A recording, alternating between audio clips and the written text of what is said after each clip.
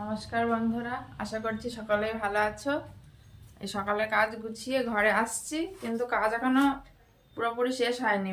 বাবা বাড়ি থেকে বাড়ি এসে কাজও আরো সব বাড়ে। যাওয়ার সময় এক গুছিয়েছি, আবার আসার সময় আরো এক গোছানো। কাজ এখনো মোটামুটি ভাবে গুছিয়েছি। এক গাদা সব জামা কাপড় সব বাইরে আছে, সব বার করেছি, যেগুলো পরে গিয়েছিলাম ব্যবহার হয়েছে সেগুলো এক গাদা আছে, সব গামলা ভর্তি, সব কাচতে হবে। রান্নার দেরি হয়ে যাবে বলে আমি তাড়াতাড়ি করে ফ্রেশ হয়ে নিলাম। সত্যম শিবম ওদের ঘুমাচ্ছে, ওরাও ওঠেনি, কিন্তু প্রচুর বেজে গেছে, 9:20 বাজে। ঘুমিয়ে যাচ্ছে, টিভি চালিয়েছি এই যে, কিন্তু সিগন্যাল নেই। তো ওরা ঘুমাচ্ছে, ঘুমাক, আমি ভাবছি রান্নাটা বসিয়ে দিই। আজ এমনি সারাদিন খুব হুটোপাটায় কাটবে, জিনিসপত্র কালে কিচ্ছু বাঁচায়নি। এসে কেউ ঘর মুছে ঠাকুরের পুজো ওরিয়ে যে হকগুলো সব জোগাড় করেছি, আর জিনিসপত্র সব যেখানে জিনিস সব সেখানে পড়ে আছে।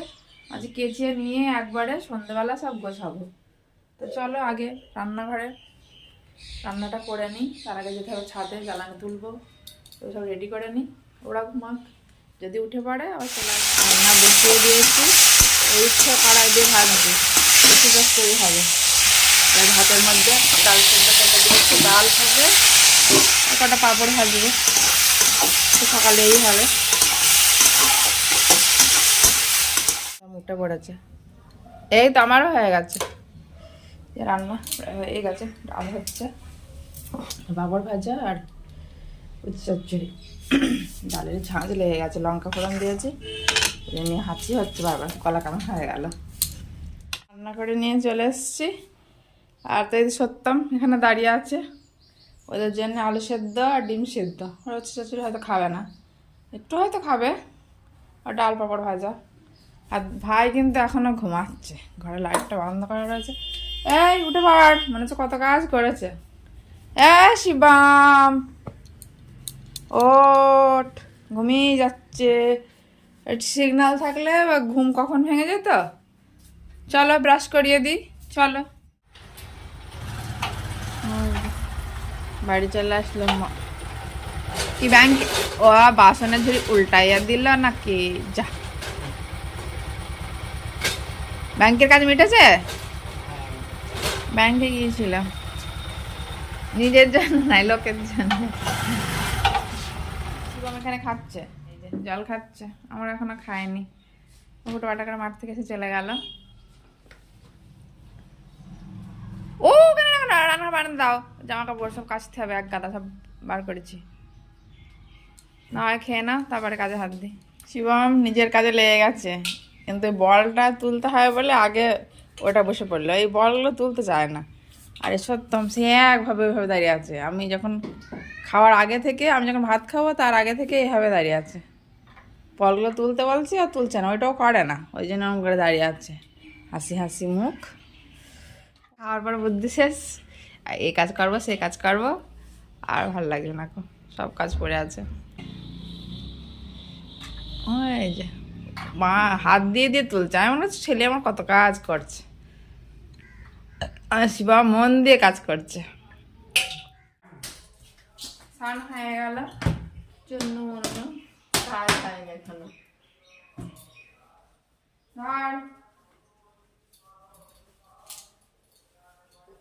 স্নানটাই আগে করিয়ে দিই, কাজ করতে গেলে দেরি হয়ে যাবে। 1টা বেজে গেছে, এখনো কাঁচা হয়নি।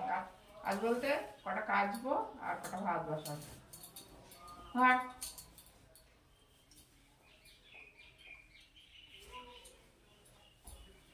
পড়ে নে পড়ে নে,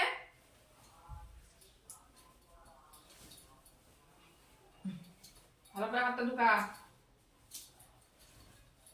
ধর, এখন কি করবি, আমি স্নান করা তো কাজ করাবো, আমি বসে টিভি দেখবি, আর কি হবে।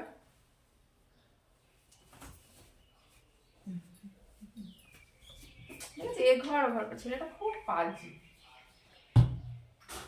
এখানে আগে আয়, হালকা হালকা ফ্যান চালাচ্ছে, কি যেন ফ্যান চলছে। শিবাম যা, হাতগুলো ঢুকা, তাহলে নে।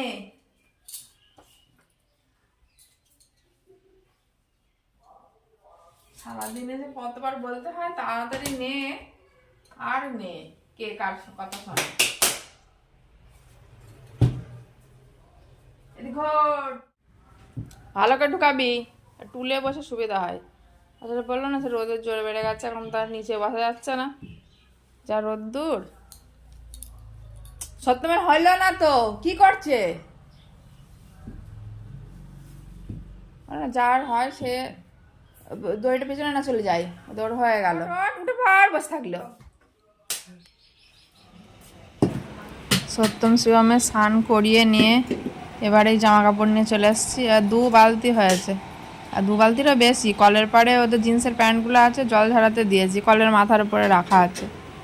সেইবারে না সে কোনোখানে গেলে সেই এক গাদা কাচতে হয়, না কাচলেও হয় না, সব ধুলো ধুলো পড়েছে। ওই তো আবার শোকেসে তুলে দেবো, ধুয়েই দিই, বেশিরভাগ আমি ধুয়েই দিই, এমনি করে রোদ্রে দিয়ে ভাঁজ করে রেখে দিই না, যেগুলো কাচার মধ্যেও কেচে দিই। আর এই যে 2খানা আমার শাড়ি বেরিয়েছিল, আমি তো একদিন থাকলে একদিনের এই একটা শাড়ি সুতি ছাপা শাড়ি নিয়ে গিয়েছিলাম, আর একটা নাইটি নিয়ে গিয়েছিলাম, মানে বেশি শাড়ি নিয়ে যায়নি। নাহলে অন্যবার যখন যায় 2-3টা করে শাড়ি নিয়ে যাই, তাহলে একদিনের ব্যাপার, ওই জন্য একটা শাড়িই নিয়েছিলাম।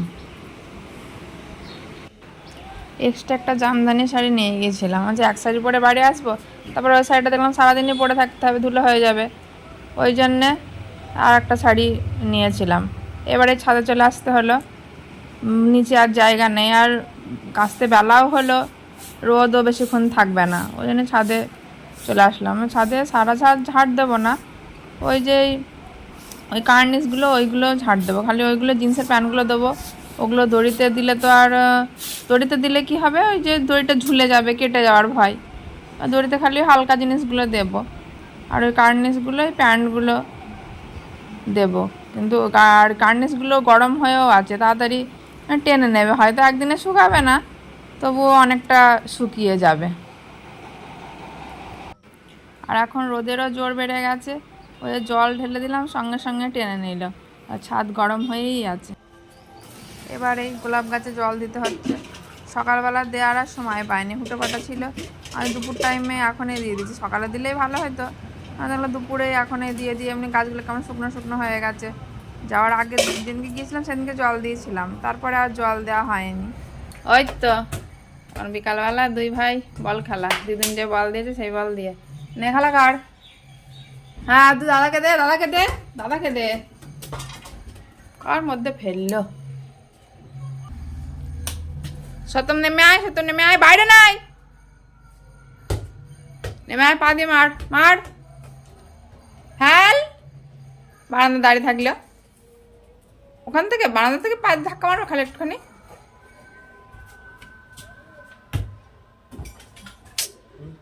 বল ফেললে বল থাকে,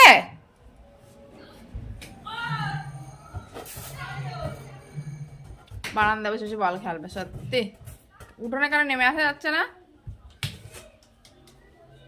এখন আমাদের টি হাউস চলছে, বিস্কিট আর চা। শিবম এখনো বসেনি, ওর ফেভারিট গান হচ্ছে, হ্যাঁ ওর ফেভারিট গান হচ্ছে, গানটা হচ্ছে পেহলি পেহলি বার মোহব্বত কি হ্যায়।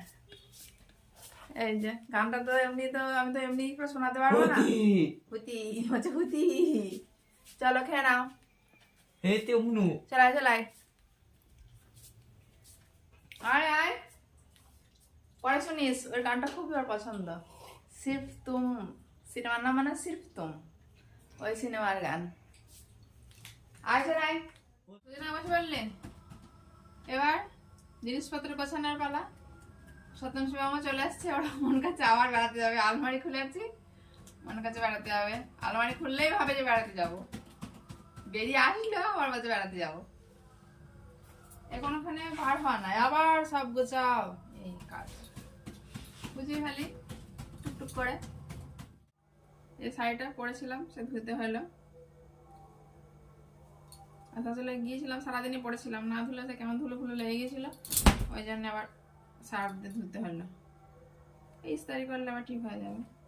আবার মা বাড়ি যাওয়া দেরি আছে, যেতাম না কো, ওই বোন রাগ করে, ও ছাদ ঢালাতে সে যেতে পারেনি, ছাদ ঢালা দিয়েছিল একবার, ও আগেই বলেছে, আসলে ঘন ঘন যাওয়া হলো না, ভাইয়ের ছেলের অন্নপ্রাশন আবার এই কদিন পরেই, 1 মাসের মধ্যে 2 বার যাওয়া হলো, কিন্তু এত ঘন ঘন যায় না, রাগ করবে বলে আরো গেলাম। যাওয়া উচিত আসলে সতর্ক সময়ের জন্য। একটু সর না সরলে কোথায় কি করে গোছাবো, খাটে বসে আছে, আমি শাড়িগুলো ভাঁজ করবো কি করে, গান হাঁটছে পরিণাম হচ্ছে। হয়ে গেছে ওখানে ব্যাগ, আমি ভাবছিলাম হয়তো একই রকম ব্যাগ হয়ে গেল। এই যে আমার আর একটা, এই একটা ব্যাগ রয়েছে, আমি ভাবছিলাম যে আমি এই যে ব্যাগ নিয়েছি একই রকম, আমার মনে নেই যে কি অনেকটা একই, কিন্তু পুরোপুরি এক নাই, একটু আলাদা, এটা একটু বড়। না চলো, এইগুলো সব ব্যাগ ঝুলিয়ে ঝুলিয়ে রাখতে হচ্ছে, ঝুলিয়ে থাকলে ভালো থাকবে, এই ব্যাগগুলো ঝুলিয়ে ঝুলিয়ে রাখছি। আমার জিনিসগুলোই গোছানো হলো, সত্যমের প্যান্টগুলো ধুয়েছিলাম, অবেলায় কাঁচা হলো না, শুকায়নি, ওদেরগুলো কাগজ গোছাতে হবে। ওদের জিনিস ওই ঘর শোকেছে, আলমারি আমার, শোকেশ ওদের।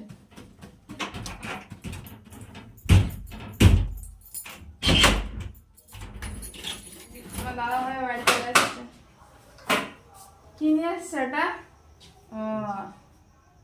ওই বেসিনের পাইপ। হ্যাঁ, আমাদের বেসিনের পাইপটা অনেক দিনের পাইপ, আসলে যখন ফার্স্ট বেসিন বসানো হয়েছিল তখন পাইপটা লাগানো, যে নতুন পাইপ নিয়ে এসছে। জল বেরিয়ে যাচ্ছে, লিক হয়ে গেছে, বারান্দা জল ভরতে হয়ে যাচ্ছে। তাহলে বন্ধুরা সকলে ভালো থেকো, সুস্থ থেকো, আজকের ব্লগ আমরা এখানেই শেষ করছি, টাটা।